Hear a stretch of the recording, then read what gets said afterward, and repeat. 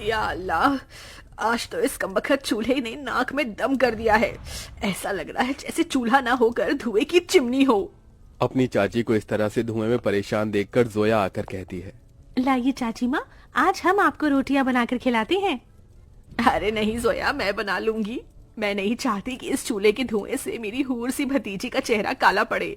इतने में जोया का चाचा अनवर सिर से पांव तक मिट्टी में सना हुआ घर लौट आता है। उसके हाथों में एक छोटी सी थैली थी जिससे चाशनी टपक रही थी।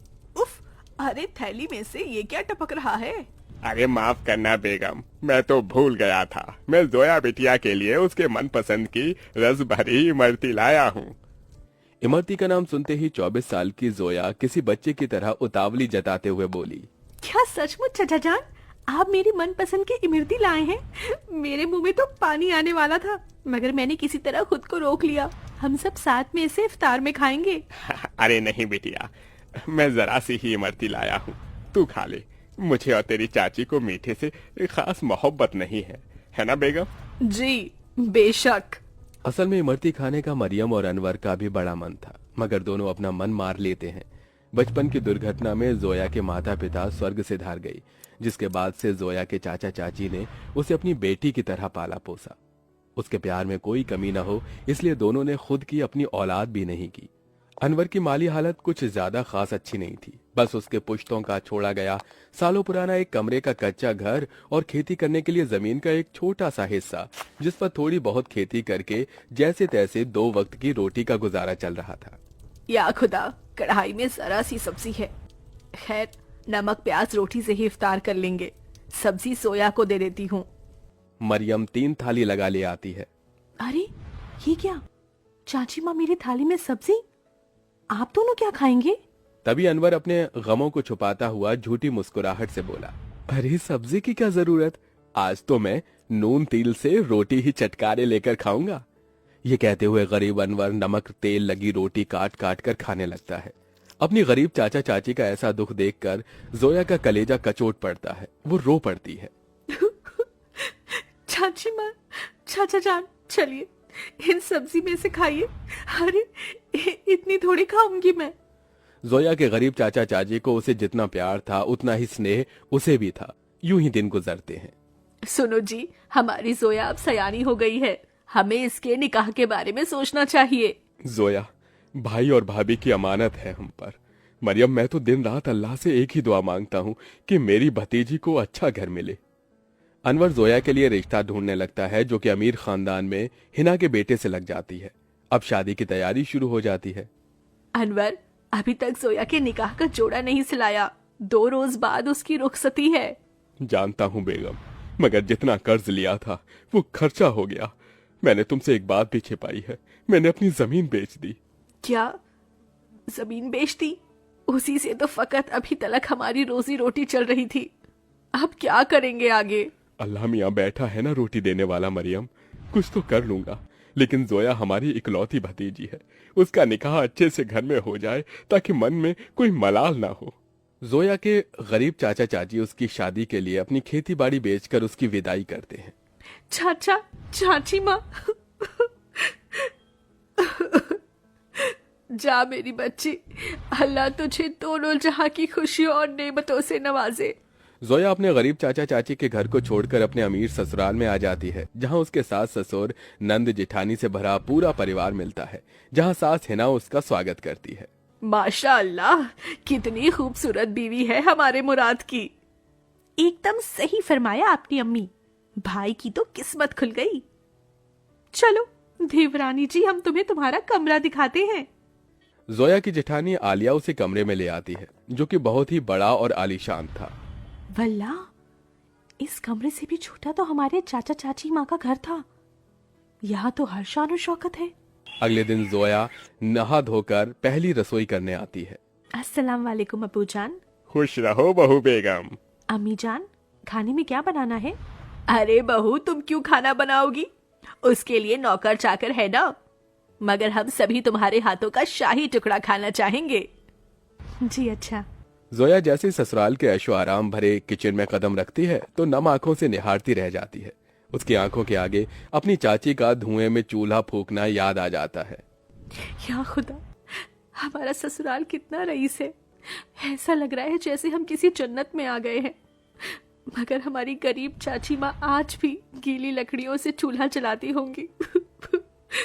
आंखों ही आंखों में जोया का उसके ससुराल में 1 साल गुजर जाता है और रमजान का महीना शुरू हो जाता है, जहां वो अपने अमीर ससुराल वालों के साथ दावतों भरी दस्तरखान पर बहुत कुछ खाती है, तो वहीं उसके गरीब चाचा चाची के हालत गरीब बदहाली में कट रहे थे।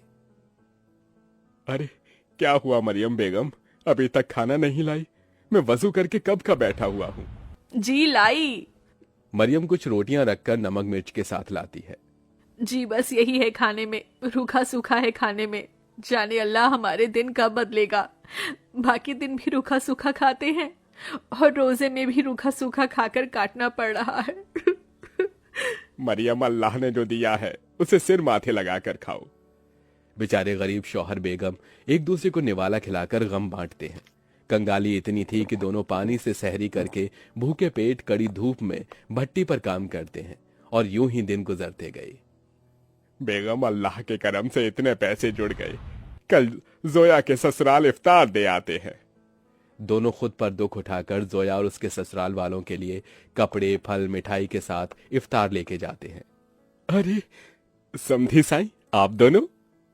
वालेकुम अस्सलाम समधी जी, ये आप सबके लिए हमारी ओर से इफ्तार का छोटा सा नजराना। तभी महंगा सा जोड़ा पहने हुए जोया आकर अपने चाचा चाची के गले लग गई। उसकी आंखों से आंसू छलक पड़े। चाची माँ, चाचा जी, कैसे हैं आप? गरीबी और गमों भरे हालातों को छुपाते हुए दोनों झूठ बोलते हैं। हम अच्छे से हैं। अरे बच्ची, तू खुश तो है? जी चाचा, मैं बहुत खुश हूँ। यहाँ सभी हमारे साथ बहुत ही अच्छे से प्यार मोहब्बत से रहते हैं। अल्लाह का शुक्र है जो तुझे इतना मोहब्बत भरा ससुराल मिला है। अच्छा, अब इजाजत दीजिए। अरे भाई जान, अभी तो आए हैं, अभी ही जा रहे हैं। थोड़ी देर में इफ्तार का समय हो जाएगा। इफ्तार की दावत खाकर जाइएगा। नहीं आपा, हमारे यहाँ बेटी के ससुराल का पानी भी नहीं पीते।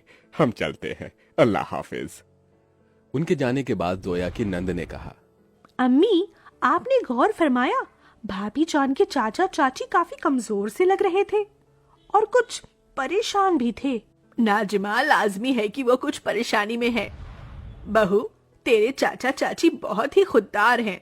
ऐसे तो वो हमारी मदद लेंगे नहीं। एक काम कर, तू भी उनके लिए इफ्तारी लेके जा, इन्हें अच्छा लगेगा। जोया के ससुराल वाले बहुत ही खुशियों के साथ उसके गरीब चाचा चाची के लिए इफ्तार की तैयारी में टोकरे भर फल, मिठाइयाँ, बहुत सी चीजें करते हैं। 2 दिन बाद जोया अपने गरीब चाचा चाची के घर पहुंचती है।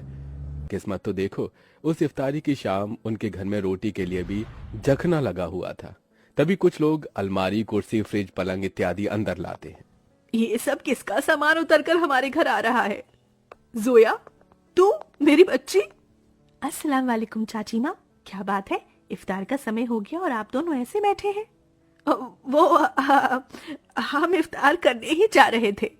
तो चलिए, मैं थाली लगाकर लाती हूँ। हम तीनों चाचा चाची भतीजी एक साथ इफ्तार करेंगे। जोया जैसे ही चूल्हे के पास जाकर देखती है तो सारे बर्तन खाली पड़े होते हैं। ये देखकर उसकी आंखों से आंसू गिरने लगते हैं। चाचा चाची, इस घर से मेरी रुखसती क्या हुई? आप दोनों ने मुझे इतना पराया कर दिया कि ये तक भी ना बताया कि आप दोनों किन हालातों से गुजर रहे हैं। मेरी बच्ची, इस घर में क्या तूने कम गमजादगी उठाई थी?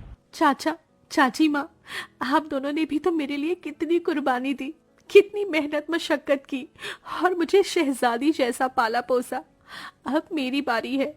इसके बाद जोया खुद अपने हाथों से इफ्तार में बहुत कुछ बनाती है। इफ्तार की दावत देखकर उसके चाचा चाची पेट भरकर खाते हैं। आज एक अरसे बाद ऐसी इफ्तारी नसीब हुई है, वरना तो सालों से गरीबी में रूखे सूखे से रमजान के रोजे कट रहे थे। मैं यहाँ आप दोनों को सिर्फ इफ्तार देने नहीं आई, बल्कि ईद पर आपको मेरे यहाँ आना है और ये अम्मी अब्बू का हुक्म है। हम आएंगे बिटिया, जरूर आएंगे। जोया के गरीब चाचा चाची ईद के दिन उसके घर आते हैं, जहां उनका खूब स्वागत होता है और सभी साथ मिलजुल कर ईद मनाते हैं।